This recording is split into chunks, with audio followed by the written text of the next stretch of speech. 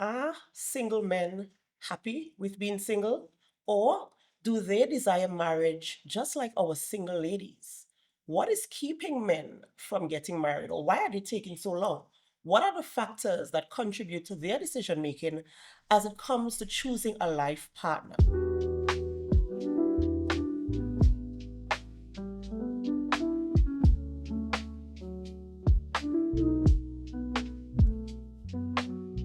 Welcome to another episode of Singled Out for Purpose with Passion and Power.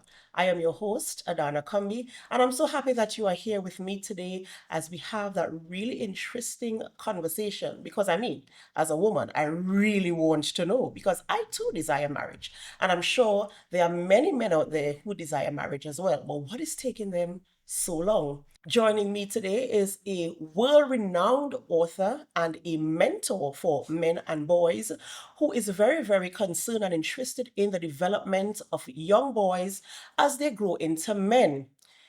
His work has helped so many men across the globe to find their identity and to walk in the power of who they are as men. He's none other than Michael Stewart, and I have the opportunity to speak with him this evening. Mr. Stewart, good evening and welcome. It's a pleasure, Adam. Of course, and I'm so happy to have you in studio with me this evening to have this very important conversation. And just for some background, this podcast really is to minister to the hearts of people who are single, to have conversations about things single people really want to know. Because I've found that there isn't really a space. You have men's conference, women's conference, couples retreat, but there's nothing for singles. Yes. And so there's so many things we are challenged with. We face societal pressure when you're getting married, you're not 40 something, no husband, no wife, no children. And so that's what this platform is for. And we've had so many guests here talking about we've had somebody who is divorced, married and divorced, somebody who's widowed, we have had a man before, and just talking through the things. And today I want to focus on the perspective of a man in terms of does he prefer to be single?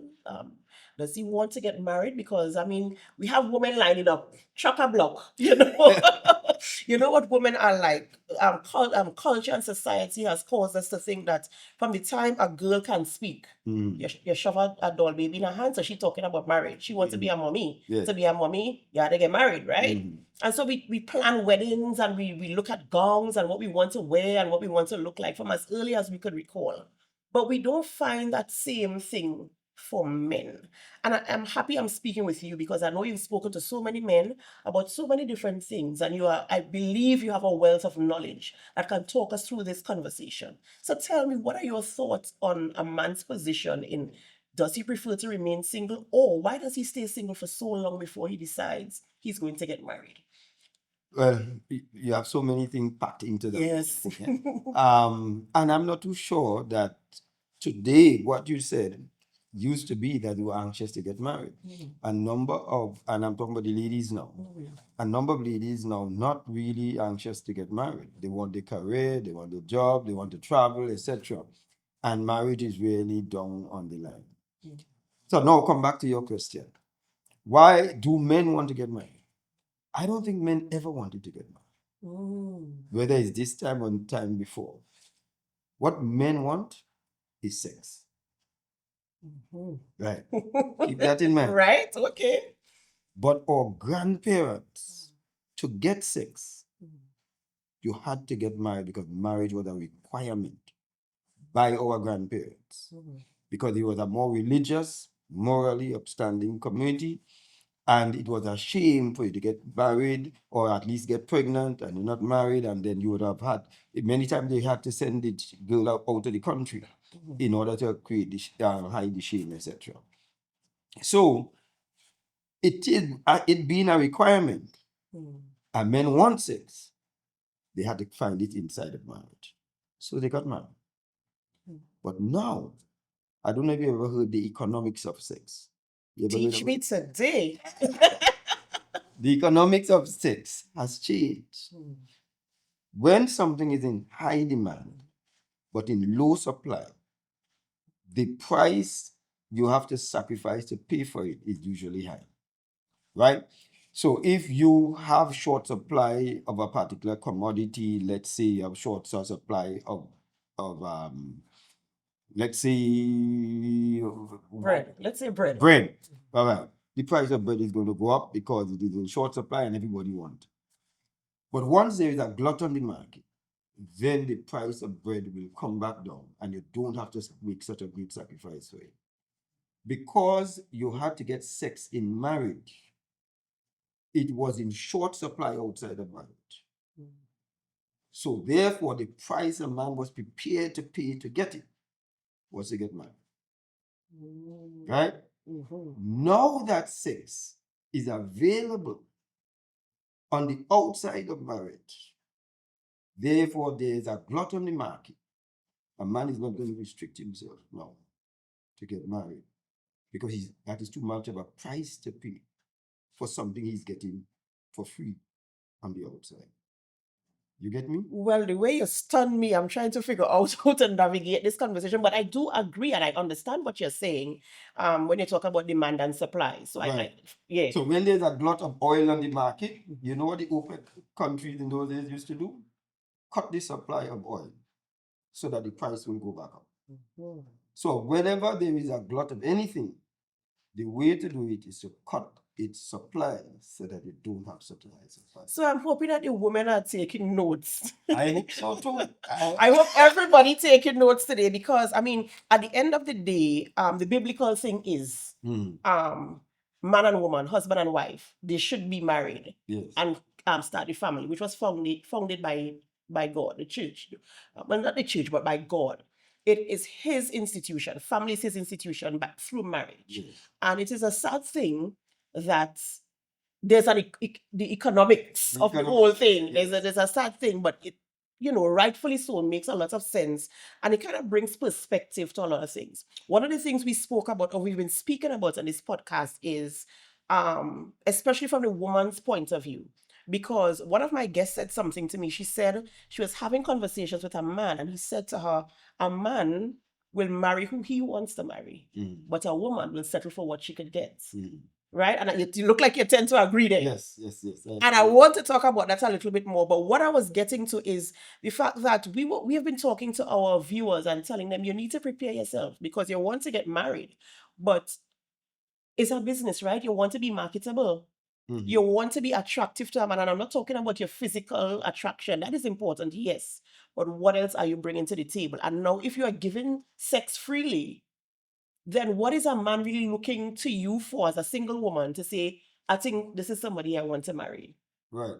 So then, and that is where the whole conundrum starts, because what makes a man want a woman is that she provides him, so those who studied it said two things he's looking for. He's looking for sex. He's looking for somebody to take care of him. In today's society, a woman is told, you're not a mother for him. You take care of the man. So 50% of what he came to the market to look for is unavailable to him. He's not going to get it. And it goes back to what you said earlier when we started. You said women aren't really looking for marriage now, they're pursuing careers. And I think it's a societal thing that when women say, I'm independent, I have my own job, I have my career, I have my house, I have my car, I don't need a man. But deep down inside, you're lonely and you really want to be in a relationship, a marriage, or some type of companionship with a man who's committed to you. You don't just want a fling or a one-night stand. Right. You want something long-term. And so that is the impact that society now has on people coupling up and people letting their guards down and just enjoying the union of a relationship. And that is what creates the supply on the market. So technically, women have the power to raise back the price by cutting the supply. Because a man is not going to say, I'm going to restrict myself from sex. He has to take a lot of godliness inside of him. And, when you talk about the whole thing about the man determining how he's going to now determine out of a woman, that woman who says that I am going to prepare myself in such a way that I want to be there for my man. We love to be served.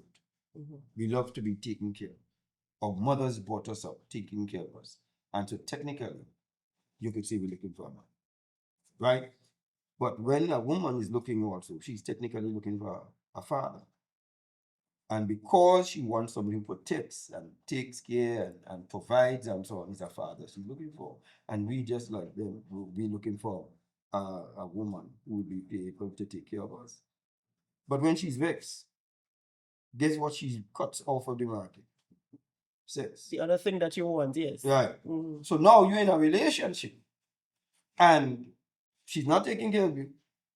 Or in many cases, she can't cook. He's cooking better than she can. He could take care of her own better because she's been into the career. His mother brought him up, teaching him all of that. So he's not getting that. And then when she's next, there's no sex. So what is the purpose of the relationship again for a man? Why should I get married to you? Is what he asking for. And then he says, no, I'm better off somewhere. Yeah. There's another reason also. We coming back to the whole economic thing. A woman's marketability from the time she's 18, 19, 20, the steep rise in the graph. Mm. She's desired by men.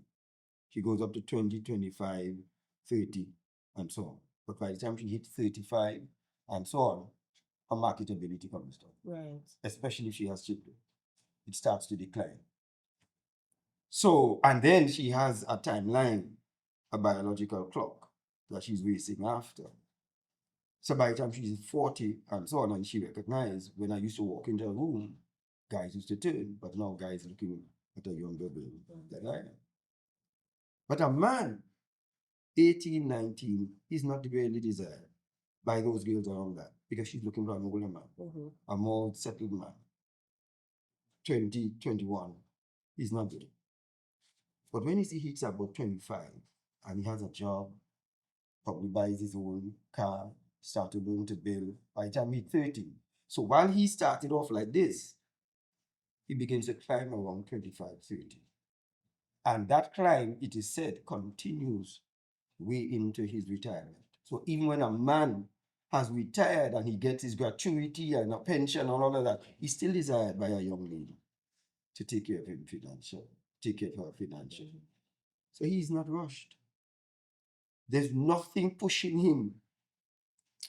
Well, men, you all have the advantage here. Quite clearly. And we used to say women are the prize. Yes, and you know the conversation is so interesting. I like how you drew that analogy and you made it so very clear to see the actual climb, to see to see how the incline goes and how the woman she shoots up. Because of course, as I said, I am the prize. I looking good. I walk in a room and I'm a showstopper. Everybody watching me. Everybody rest on their pen to know who is this Reds walk in this room. Right. Right. But by the time the Reds reach 45, if she lucky to reach up there, men not interested in her They're anymore. looking for a younger woman. And you're quite right. Men, for me, and my preference, the older man, because he has that appeal. Yes. He's refined. He's experienced. He learned, as you said, to build. He learned mechanics. He learned how to do some plumbing. He know he's handy. He can do things. Settle financially. That's and right. everything. That's right. Things that I cannot do and that I don't even want to learn. I don't want to learn how to do a plumbing. But and so those things are attractive to a woman. A woman looks at those things. So she wouldn't be looking at the boy who is 18, That's 19, 20, 21. He's a little boy. Yes. She, as you rightfully said, a guy who is a father. But will women understand? Because we don't deny that we're looking for somebody who is a father because we want somebody to protect, to provide, and to be there for us. But we, at the same point in time, Mr. Stewart, women don't like to accept the role of being a mother to a man. Right. And that's all right. But then how we gonna get married? Like we need to get married. He's not going to settle for a woman who's not going to take care of him. Every man, I don't know of any man who say, "Oh, I just don't want my wife to take care of me. I don't want no woman to take care." I don't know any man who does that. I was speaking with a uniformed man. He's married to a uniformed woman, and both of them shamed with me, and he said, "I have been cooking all the years in this marriage. I love to cook." He says, and my wife, she goes out, she works, and she comes home, and she enjoyed that kind of life and so on. But now, many years later, he says, my greatest problem is I want to taste my wife's cooking. I want my wife to bring something. That has now hit him hard. Mm. I want to see my wife bring something for me to eat and say, here, darling, I made this. He says, and I miss that. You understand? Every man wants that. There is something inside of us wanting a woman to be that way, but we are taught, teaching our young girls, don't do that. Mhm. Now we have the highest rate of singlehood in the world. The United States, more than half of the adult, teenage, or young population unmarried. 20s, 30s, 40s, going into 50s, unmarried. More of them are single than married. And is this married as in never married or married as in divorced marriage? Just, I mean, single as in never married or single as in divorced, From single, or what just they are single, saying is single, never married. never married. Never married. Wow. Yes, and then you have the divorce rate also. Do you think, Mr. Stewart, that mankind, humans, we have become very selfish? Do you think that has contributed to the way we see and view relationships or other people, or how we give ourselves to people in relationships? I wouldn't say it's selfish. I think it is that we swallow the wrong dogma, the wrong thinking, and the wrong teaching, because you see a number of young girls, and I would talk to teenage girls and so on. You see, me, I don't want to get married. I want to go and do this. I want to do that. She's already primed for that.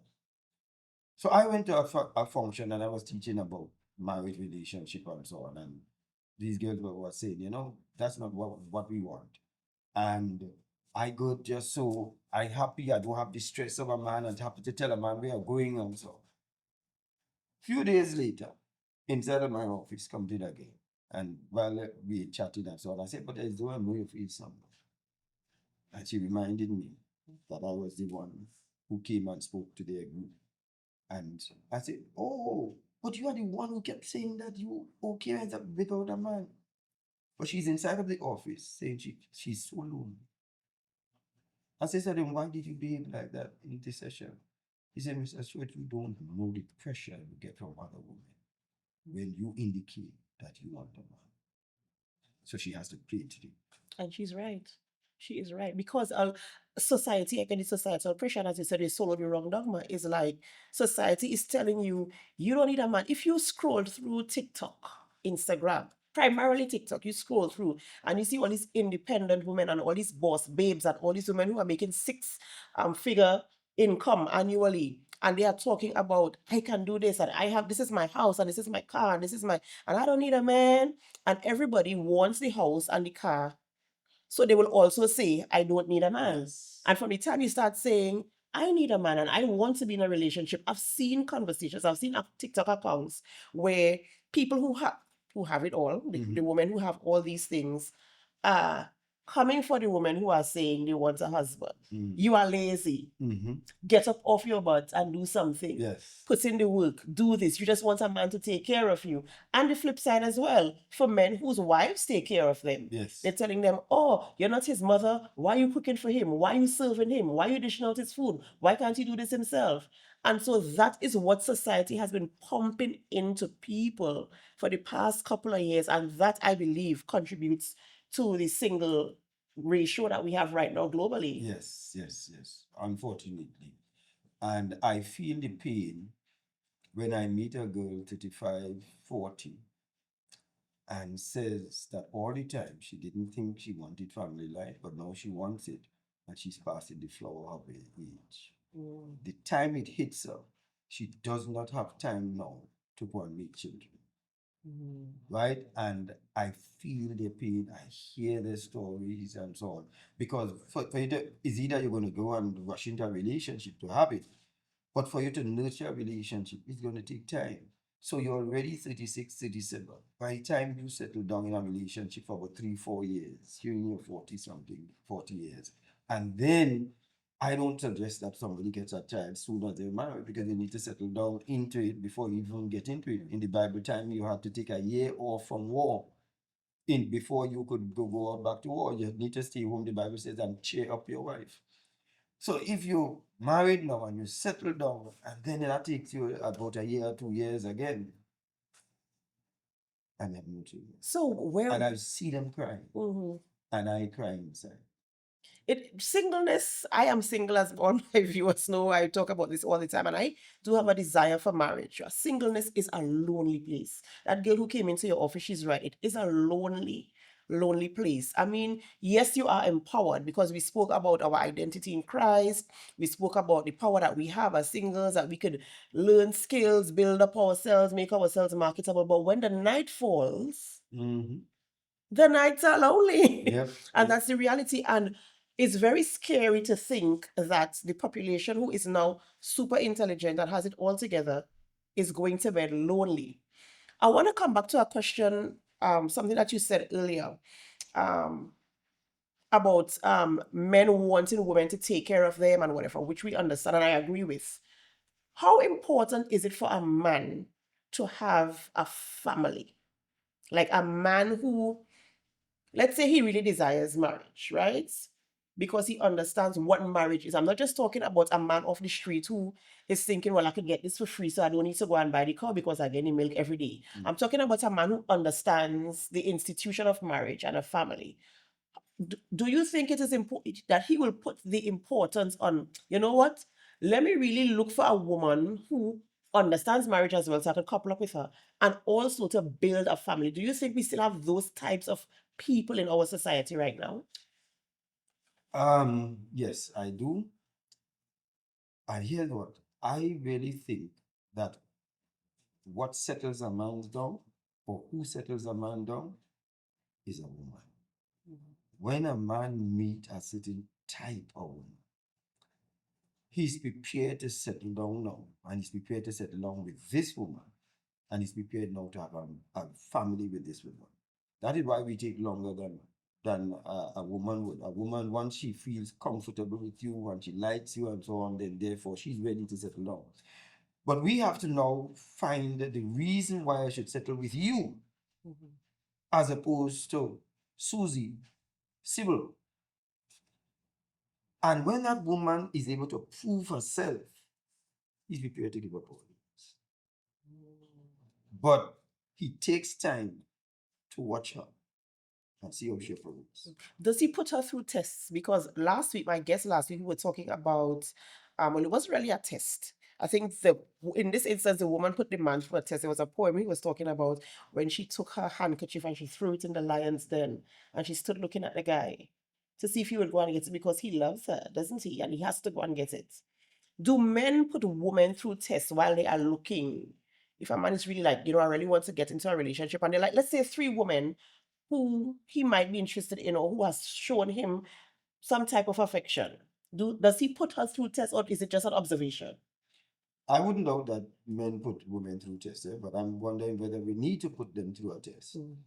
Because a man holds back. We don't talk much. She has to inquire into us. But a woman says everything that is on her mind.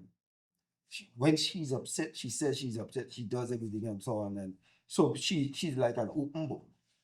So she expresses herself fully. And because of that, there's no mystery about her. You understand? But if a man knows exactly she's going to work, she's coming back 4 o'clock, she's be home with it all the time and so on, she leaves again the next day, her life is straight. What catches a man's attention is when there's a question mark, he does not have information. So even when she quarrels with us, when we know she vexed, so we're okay with that. But when she is silent, what does that silence mean? What is going through her mind? And they rob us of that mystery by offloading everything. Oh, poor little listeners. My girls. Heavy. So you leave the mystery. I remember one time my lady was telling me that her husband doesn't come home, he just come home late from work and so on.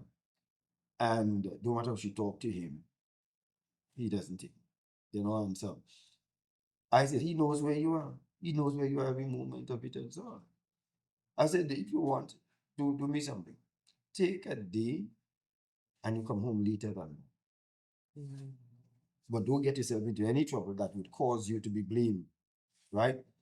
Just go somewhere and just sit down, buy an ice cream, buy something to eat, and just sit down and so on. And let the time pass. And then go home.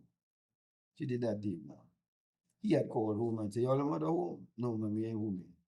But that is going to cause him. Because day two, it happened. What do you think the first thing is going to cause a mom's mind? As to why she's Yeah. she must be She have happy. another man. That's the first thing to cause an average man's mind. And that is one of the things we fear. Yes?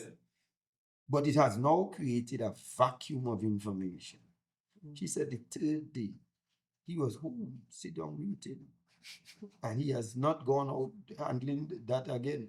Because now he's on top of it because he realized how easy it is for something to be going on.